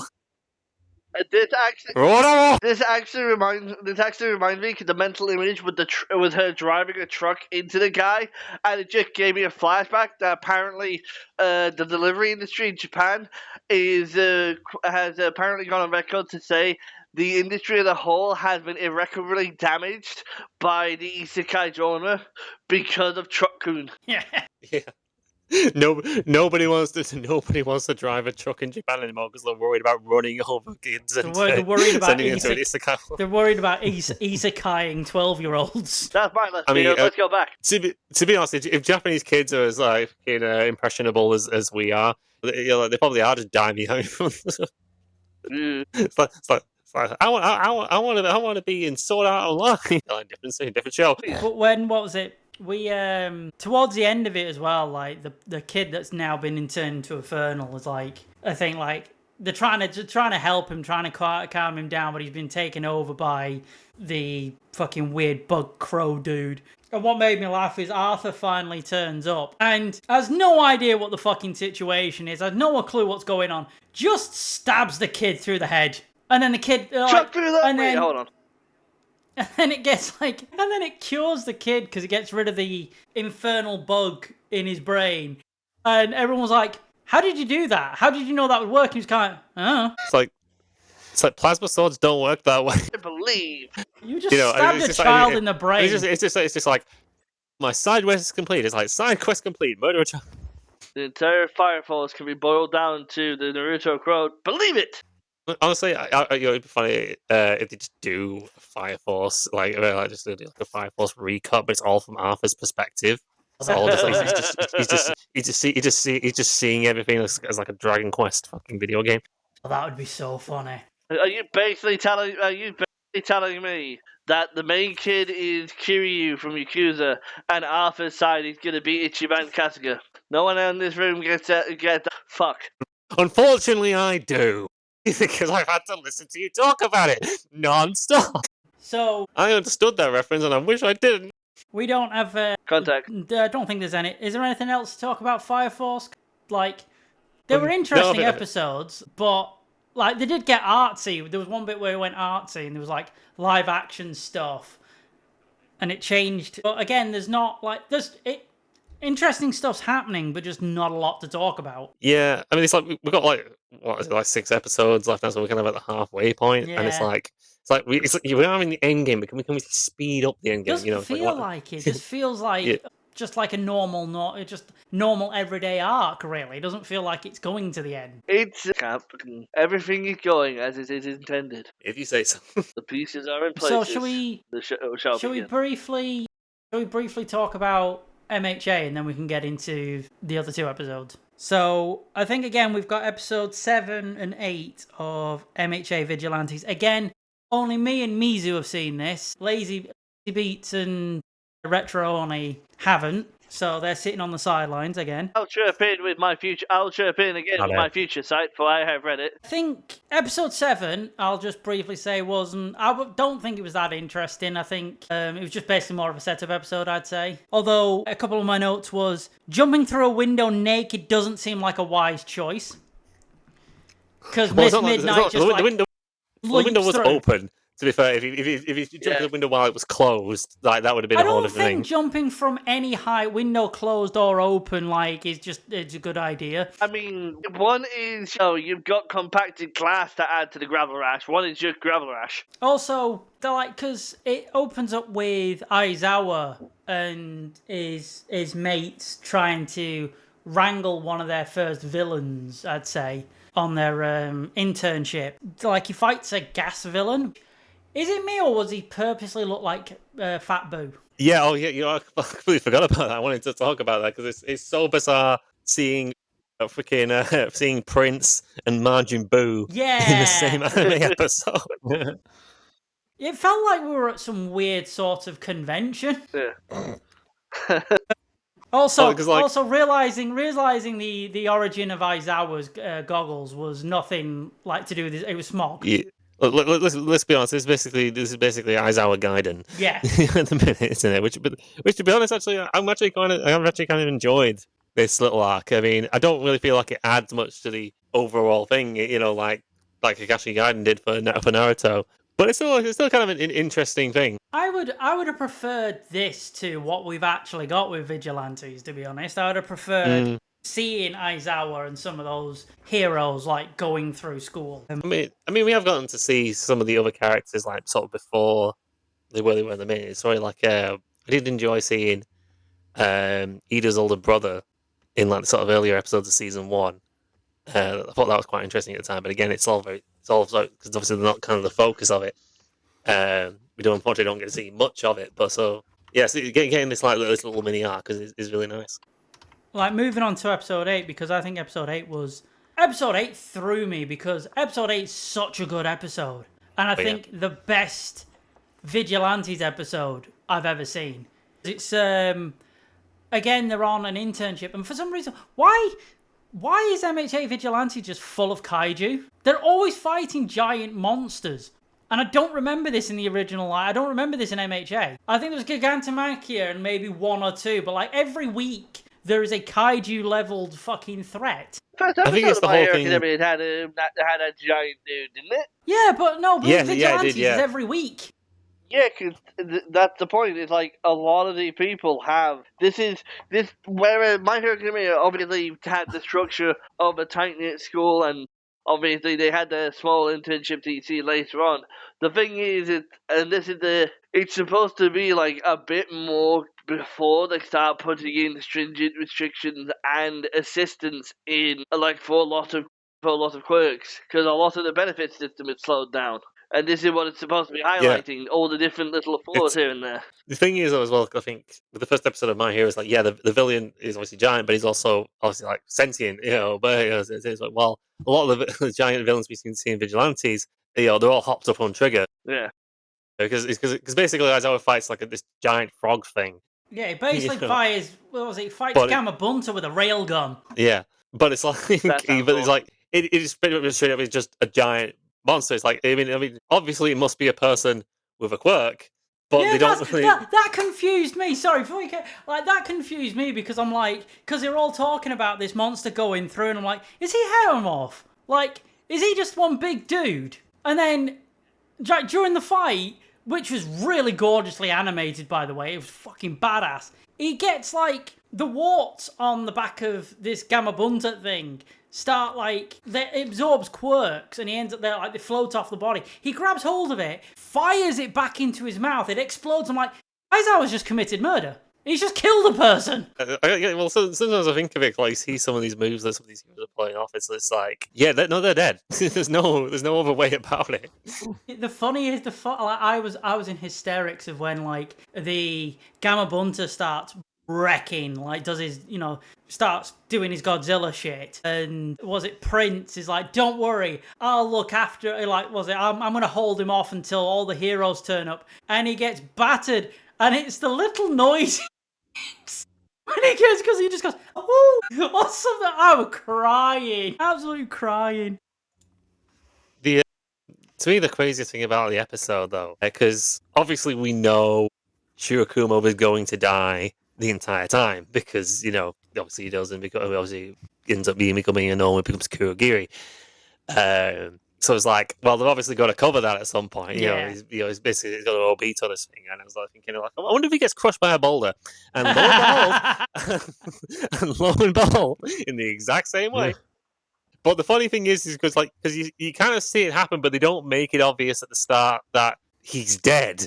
No, because Aizawa because he has like this speaker thing, doesn't he? And he's like talking to Aizawa throughout the fight, and you only find out in hindsight that Aizawa's kind of hallucinated that whole thing. He's just imagined that Shirakumo was talking to him when in actuality he was buried under rubble.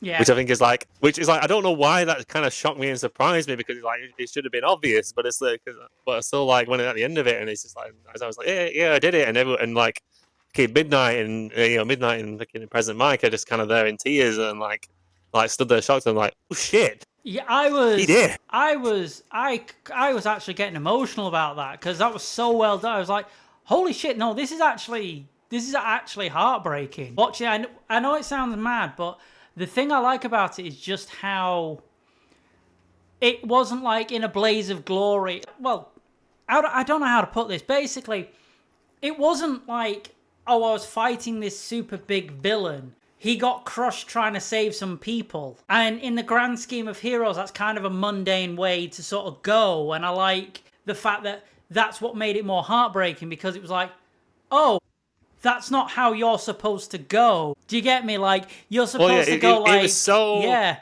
It was so quick that you don't even realize it kind of happened.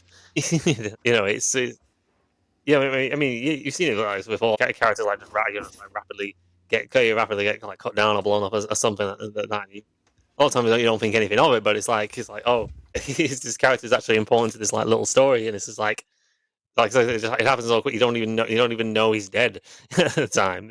But also fuck that guy from like Class 1B. He's just like, yeah, no, he must have been dead the entire time because this fucking speaker's broken. Oh yeah, no, Yeah, I it's just couldn't stand him. He was like, it's like fuck you. he has a weird fetish over goggles as well. Like, dude, like, get a girl. So, do we have anything else to say on? No, we don't have anything else to say on MHA Vigilantes, do we? Yeah, that was kind of the end of that. It's gonna be weird to kind of see where the rest of it goes. Like, I don't know if that was. I mean, Retro probably knows if that was actually relevant to anything that happens going forward or what. Is he going to? Well, we know Shurikuma comes back at some point because obviously does in My Hero proper. So we're not going to have some old beta level twist here at some point. So, shall we talk about Hell's Paradise? Woohoo! Lazy Beats is now off the sub bench. Retro, you're never moving off that thing. So, we've got episode. Let me check, because I'm sure it's the same ones. Episode 6, don't you fucking say it, 6 and 7. I don't need to. Your brains already did. I want to try and talk about these all in one go, because I have quite a lot of notes. But, yeah, the one thing that kept annoying me in both of these episodes was Sagiri. It keeps cutting to her and she's like, it's all right, they've got it. And then it keeps cutting to people that have not got the qualifications for the job that they've applied for. And it's like, when she's like, there's a moment where, because you got Gabimaru and Yuzuriya fighting, was it a Cementos if he ran the White Lotus Spa, and it's like it just cuts back to like, it's all right, Gabimaru's got it, and it cuts back and he's getting his teeth kicked in. Yeah. And it's like, yeah, these are the signs of a man that has everything under control. I don't know why. There's a meme on his head like going. It's like Ichigo. It's like he's always saying like, I was like, oh, I can't imagine Chad ever losing, and all he ever does is fucking lose. Yes. What universe you live in?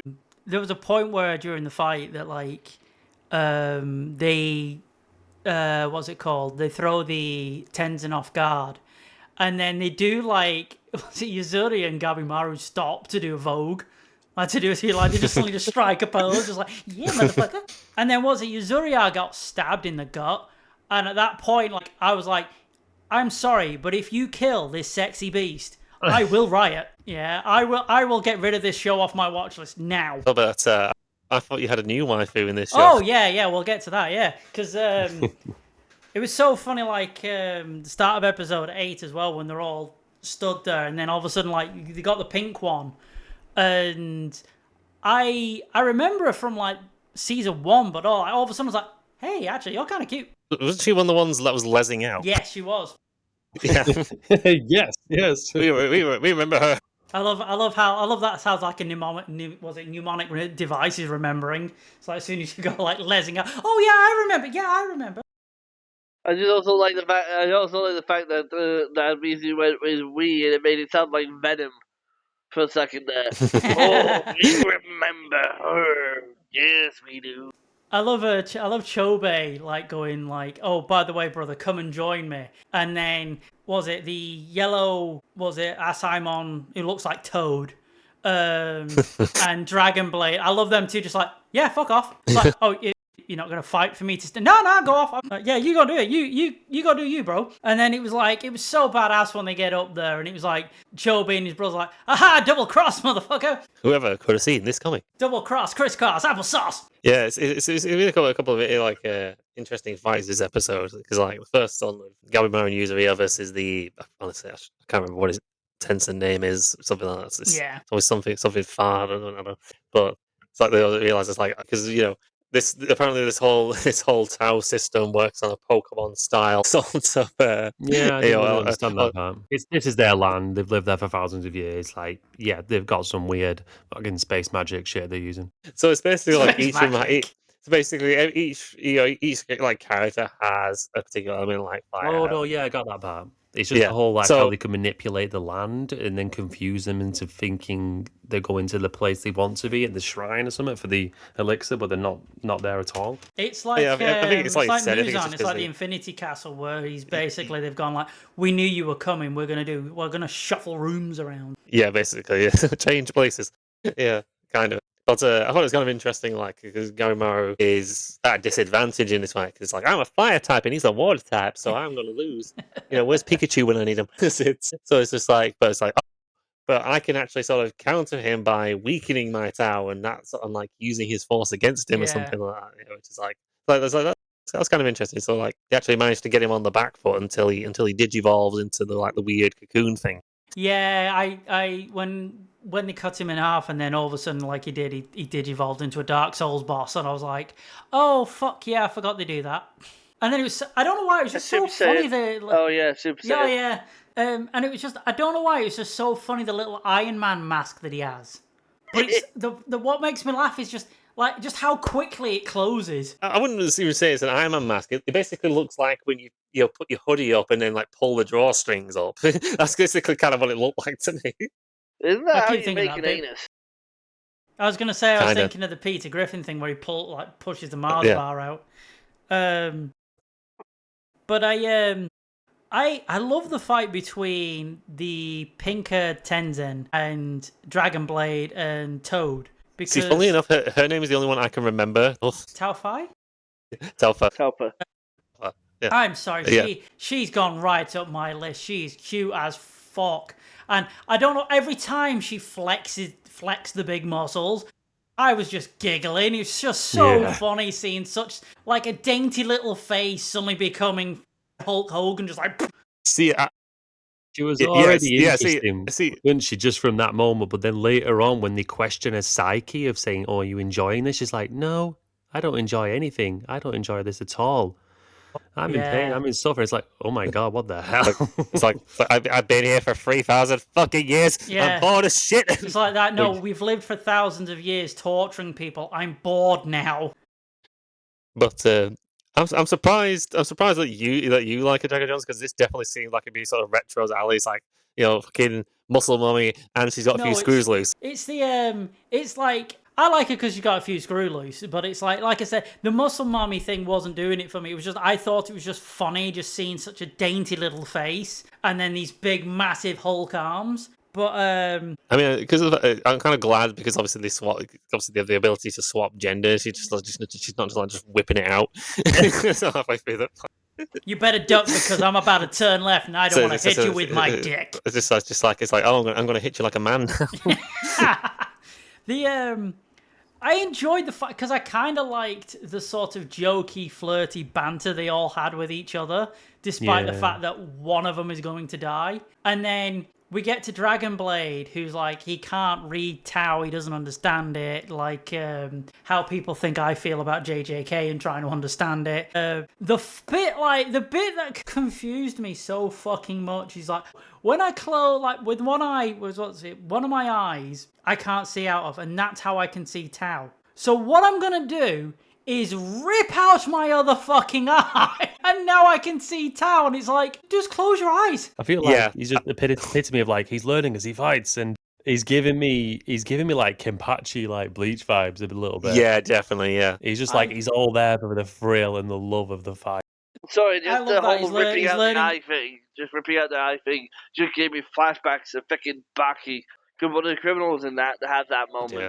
Like, he goes... Shit, yeah, I forgot about He's that. like, and he just goes like, "Oh hey, I became a better martial artist when I lost my sight.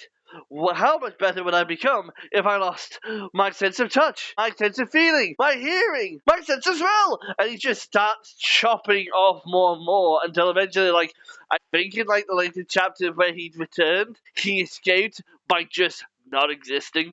Just removes himself from existence entirely. Just like, it's gone. Yeah, just like, what the what? And it's like, and then you hear the eponymous line, Baki, based on physics and realism, and you're like, by who?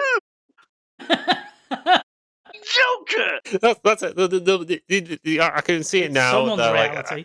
I can see it now. Whenever it gets animated, there'll be like a 10-minute dialogue from that god fucking announcer, explaining the physics of how this guy just somehow managed to just remove himself from existence merely by thought. They'll say it with such passion you'll believe it. Do we have anything else we want to say on Hell's Paradise? Yeah. Dicks or dicks? Going back to when you said, the oh god, I can't remember his name. I'll just call him like Captain Cook guy. Rips out his own eye, and I love it how he was just like, right now I can truly see it because I've been relying on my senses too much. But I think the most funniest part is like what you guys would be the similar thought process as I was is imagine just ripping out his eye and then he just walks straight into the wall. Oh, that would have been so Knocks him funny. the- Like, knock it's himself like, the fuck out. he's like, yeah, that's it. I've ripped out my eye. I can see Tao now. And then he's swinging away. He's like, oh yeah, like she's taking all the hits. It's like you've been punching a wall for the last 10 minutes. I mean, come on, he's already got like no stomach because she literally just actually punched through it. His left hand's already gone, and now his left eye's gone. He's got nothing left. His left side's fucked. It's such a daft thing as well because it's like as they said, it's like they're already at a disadvantage because like neither of them knows how to use Tao. So it's like okay, you can fucking see it now, but you can't do jack shit with it. So Oh yeah, and then they decide to go back to Kabemaru, so we're having to wait another week to see what's going on with him. yeah, Meanwhile, to he's see whether just like, he's survived. just breathing through a straw or something at the moment, trying to stay alive. Honestly, how do some of No. these people keep getting back up? No, he's not breathing through a straw. He's got a new one in his chest to breathe out of. I just can't see how he's going to come back from that, but he will do. He'd probably become a flower Somehow. person. Correct me if I'm wrong as well, but it's like, is this the last season for Hell's Paradise? Because it's a short series, isn't it? I think we may have one more because You reckon? I Oh, think it's a pretty long arc. This I know it's the 13 volumes. I read up to this just before this bit that's happened in these recent few episodes, but I know this is quite a long arc, so I do think we've got one more season, and then it'll probably wrap up with season 3. I'm quite enjoying the show, so it's like Yeah. it's good because I've seen a lot of fucking shows end lately. It's like, please, not one more. Can I have some more time? Shall we move on to JJK, the main Yeah. event? Unfortunately, only the one episode to talk about because fucking decided to take a break. Well, they decided to do a recap episode as well, didn't they? Yeah, which I don't think I even bothered watching. No, I didn't bother watching. I was worried it was going to go the same way as like Solo Leveling. But that 1 week of time has definitely fucking paid off because boy howdy is this episode great. Wow. Like, was it Law and Order Curses Division, where we finally get to meet Matt Murdock in a bath on a stage? Like, I was like, sorry, did we interrupt you? I won't lie, there was a lot of lawyer talk in this, which I did tune out because I don't understand law. Didn't you watch Daredevil? Don't mean I understood law. Just trying to think. Also, was it one of my revelations in this is, the blonde guy who's showing Yuji where Higuruma is. I've been thinking he was Jewish this whole time. I didn't realize it's just a bad dye job. Because in the manga and the anime, you just see this sort of brown thing on his head, and I thought it was a yarmulke. I honest to God thought I've been thinking he was Jewish this whole time. I was so confused. Like, why the fuck would you think he's Jewish? No, actually, I'm not going to say anything otherwise it is. Yeah. The other thing as well is when that woman leads Megumi to that guy who's just wearing nothing but post-its. And it was so funny, just the way he just comes around the corner. And I feel so sorry for Megumi. It's like he's clicked on a link and he didn't know what was behind it. And it was like, he's just staring at this post-its guy like, I need an adult. And he gives the absolute death stare back to her. Like, Yeah. you mother... How dare? So what the fuck have you signed me up to, bitch?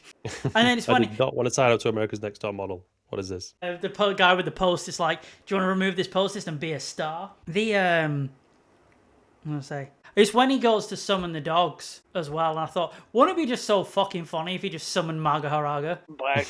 Just every time now, it's like, Just you like, just bring it out all the time. It's so funny, like, kind of looking back at like the season 1 of JJK, because the amount of times that Megami went to summon Mark. It literally at any given moment, it's like, oh, I can't find. What was it? I can't find a knife in my house. Magaraga. Just imagine it's like his Pokemon now, so it's like it's always his first choice in his party. So that's what Mark does. That's the automatic what comes out every time. It's like hitting everything with a nuke. It's like his Charizard, you know. It's like, oh, it's incredibly powerful, but I have no control over it, and it'll probably kill me. It's like, oh shit, I dropped my keys behind the couch. Maharaga! Shit, I can't start the car. Maharaga! Obviously, it sounds like I'm saying margarita. Obviously, you can't tell me much when going forward. But who the fuck is this Reggie guy? The guy who appears to be wearing fucking sticky notes all over his body. I'm saying nothing. Nothing. You'll learn. Should I be worried? Yeah. It's probably one I should ask. No. Okay. I don't know which one of you to believe. Both. If Retroni is saying I should be worried, I feel like I should be worried. I'm gonna say both. Now I'm worried. With Yuji talking to Higuruma as well. I know his name's Higuruma, but I keep on calling him Matt Murdock. Oh hell yeah! That whole bit where he gets out of the bathtub and Yuji's like, right, I don't understand what you're saying. I'm just gonna punch you now. The music, the light, everything was so cool. I don't like. It is going to become a meme. Him hitting that bloody gavel. Is it a gavel? Am I saying it right? Yeah, that's right. Yeah, Am I in full blown dyslexia now? Is that how you say it? And he's just like, you just. And I do love. I do love that bit, like where it all just expands into the courtroom, because I felt like that Chandler quote was just like, I have no idea what's happening, but I'm excited. I find it funny. Because while he's talking to Eugene, he mentions that he's kind of gone off the deep end in his mid-30s, and I'm like, first of all, ow. Yeah. but second of all, it's like this guy could be like one of the most real fucking Jesus as there are, because he awakens his technique when he basically loses his shit with his job, which I'm like, yeah, I feel you. I fucking feel you, mate. We would be in an apocalyptic state if you had that. If you had that. I would. That would be the next fucking Sukuna, no doubt. Was it domain expansion going postal? Just looks like that scene from Shin Godzilla, as he's about to do the lasers out of his back, and you just hear that music in the background. No one knows. There's fucking everything gets decimated. Do we have anything else to say on JJK? Do you have anything, Lazy Beats? Yeah, I think that just the concern of the whole JC staff takeover. Oh, yeah. When is this actually scheduled to happen? Because people are saying it's like halfway through the season or something. No. The director who did season 2 and the start of this season, because I think this is split in 2. It's 2 calls, yeah. He's stepped away, but not because like he's got an issue, but he's ended his contract. So basically, the second half of this season, if I'm right, won't be directed by him. So it might, the style might look a bit different. But from what we're hearing is after this season, they're doing a movie for the next part of the arc. And it's going to be done by JC staff, who have done season 3 of One Punch Man. I don't really believe any of that. I think it's basically people kind of like sort of fear-mongering by jumping on what is arguably the worst anime studio we've got at the minute. Yeah. I mean, there probably is worse than JC staff, but fuck me, I couldn't tell you. No, for one thing, I don't know why the director why they didn't renew the contract with this director, because it's like he's obviously doing it. It happens all the time, and TV shows have, like, this will have multiple directors oversee. Like, he would have been the head director, but it's just basically he was more sort of overseeing everything, and it happens all the time. So it's just basically either the contract just didn't renew, or it was just one of those things like, it's probably being negotiated, so he might come back for another season. Don't know. I don't know how animation works, to be honest. But even if the director steps away, that wouldn't mean they'd change the entire studio, is it? Because obviously, no. Map is obviously Mappa's contract with whoever obviously owns the rights to all this. It hasn't expired, has it? And why would you? Because even in the start of this episode, where it's literally just sort of showing whoever's origin story, and it's just basically going through basically Law and Order stuff. Even that is so masterfully animated. It looks like a fucking movie. And it's like, you would be insane to let anyone other than Mappa continue this adaptation to the very end. If they just decide, fuck it, and give it to somebody else halfway through the calling games, it's like, I don't care if it's fucking Ufotable or fucking Science Tower or any other Fantastic Studios. No, just let fucking Mappa cook. They've got to know how seriously dangerous that is and how impactful things like that have been with other animes. So yeah, hopefully we'll just take a pinch of salt and hopefully believe it's not. Well, I agree with that. I think you do take it with a pinch of salt until we get full confirmation. But unfortunately, that happens with studios, especially animation studios, all the time. Like One Punch Man, it was just because of timing and certain people and connections. That's why it went from, I think, Madhouse to JC Staff, and sometimes that happens. So even though Mappa is making oodles and buttloads of cash with JJK, it might not be in their hands to be able to carry it on.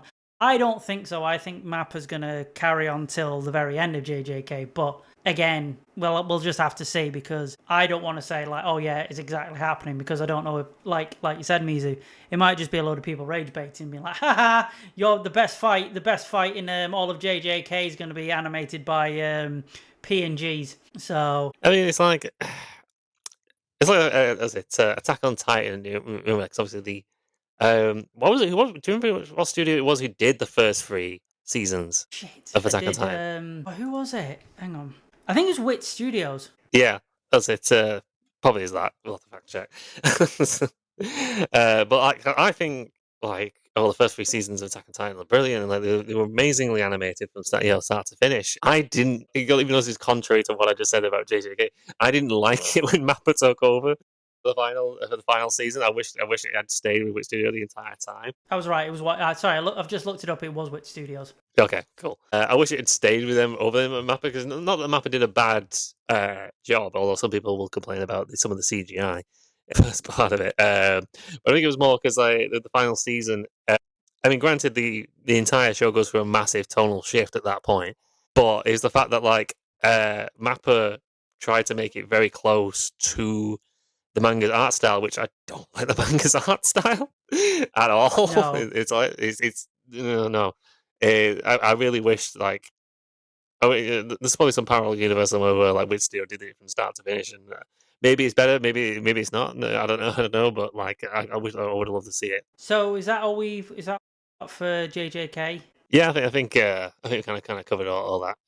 We'll wrap this up now. So I don't think we really need to do peak, mid, trash, because I think we're all sort of I think Hell's Paradise. I think, to be honest, I think Hell's Paradise and JJK have my tie for peak. I think mid would be, which is awful to say, but My Hero Academia and Final Force would probably be trash.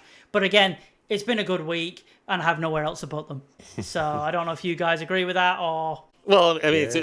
I think it's kind of obvious at this point, because JJK is basically kind of undefeated this season. Nothing's going to top it. No. I mean, is Freerun season 2 on at the minute? Yes, we do need to check that out, and Sentenced to be a Hero as well. Yes, but I don't know if people are liking that more or less. I don't know. No, Sentence and Freerun are doing really well at the moment, so we might have to check that out ourselves. I know season 1 was obviously because it was Anime of the Year last year, so I don't know if they like it more than JJK. I don't know or what. I don't know what the consensus is about that. But I think we might give it a shot and just see what we think of it. To be honest. For me personally, I feel like JJK could quite easily be Anime of the Year, even the Anime of the Year for this one, even though we're only end of February now. Unless of course the final season of Bleach surpasses that. We'll see. Lazy Beats, do you agree? Are you? Yeah, definitely. Hell's Paradise and JJK has been peak for me this week. Not going to ask you, Retro. You've not watched any of them. That got intended. To be honest, though, I did just for once, I'm going to give some props to Vigilantes. I did probably like that a bit more than Hell's Paradise this week. Yeah. It'll probably go back to normal next time, but we'll see. So with that, we will see you all on the next one. Goodbye, everybody. See ya.